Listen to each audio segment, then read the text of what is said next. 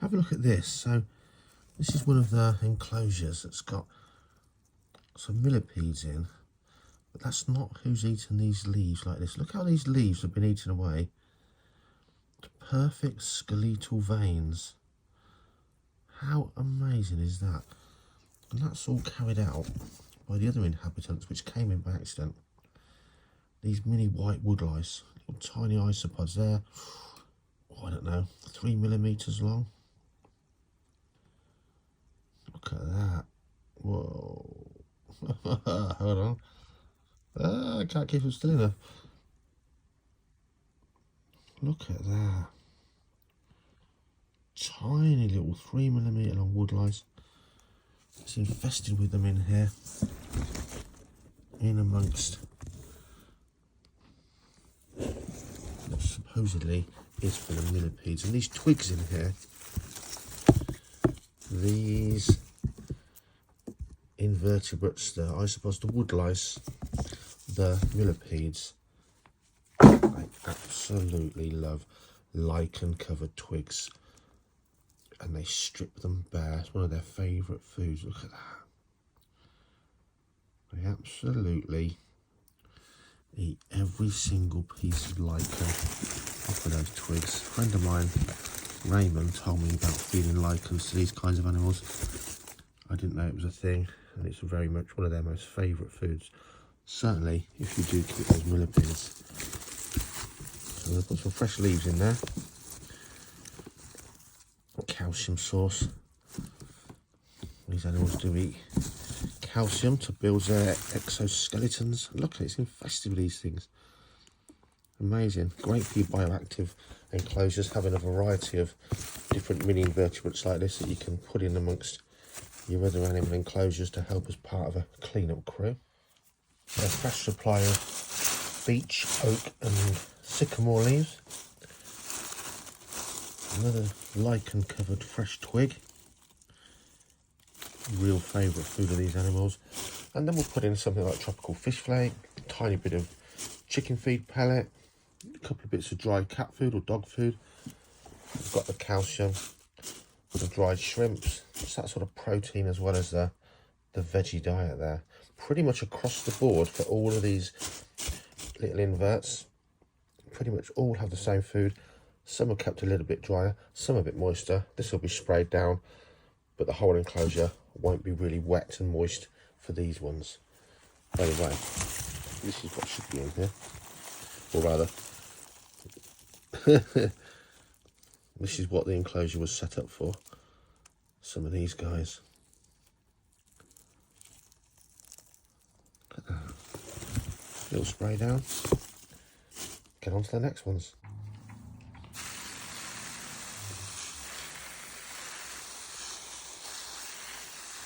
A good drenching on these fresh leaves, but it's certainly not going to soak the substrate. I do use tap water. I leave it standing for 24 hours or more in the reptile room, so it's up to temperature and the chlorine will evaporate, although there will still be other things in there, I'm sure, nowadays that won't evaporate from the water. No problems at all with my collection where I live. Good quality clean rainwater, I would say.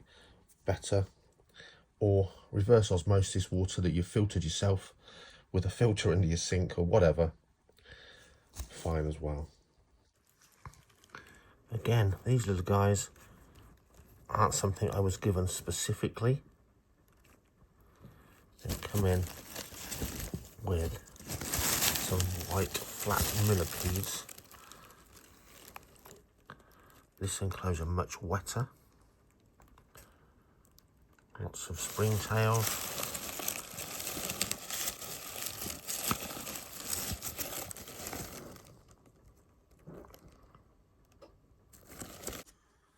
In here, some real crackers, a little colony of gestroi. Beautiful little woodlouse. Look at that. What lovely little hand-painted markings they look like they've got on them.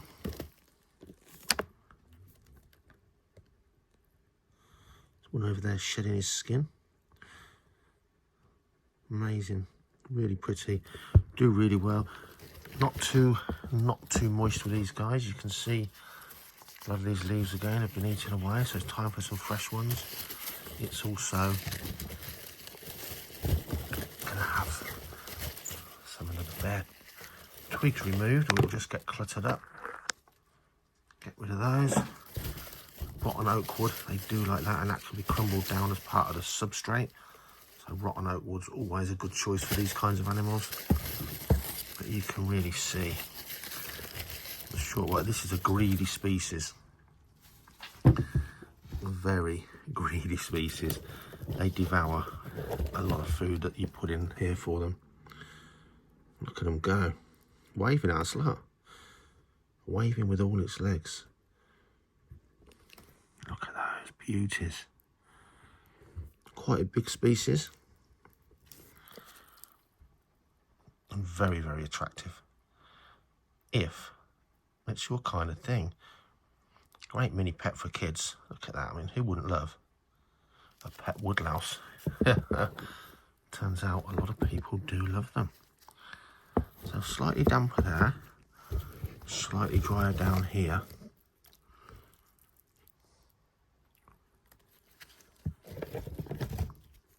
Gonna get a spray. Damp substrate, a little bit dry, not overly wet. You can see them. I've turned that over, but really eating away at that cuttlefish bone.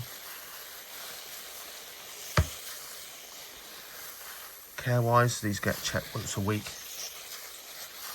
Moisture, food, anything moulded is pulled out really. But generally, things like these gestroi, not much gets a chance to go mouldy, that's for sure. Very, very ravenous little mini beasts with a very omnivorous diet. Another greedy little attractive species, the panda king. Look at those. I think with these, keeping these isopods, these woodlice, it's the antenna waving that makes them so very endearing, and they're like high speed clockwork toy way of going around. Sadly for me, I have to wear glasses now to really appreciate those finer details. Look at those beauties. Lots of those under there.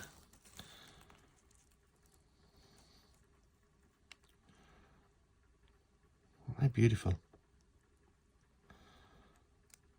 Plenty of springtails. Look at those, look at them all. I have to put the camera down now so I can put, no, it'll be alright.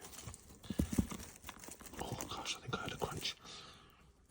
Rotten oak wood again, you can break it up into a substrate. It's a great hiding place and something they can constantly munch on. And the same story. The lichen's being devoured. And everything on those rotten, get off. Those rotten, get off. There he goes. Those rotten leaves has been devoured. Oh, there's too many. Camera down. Let me sort this out.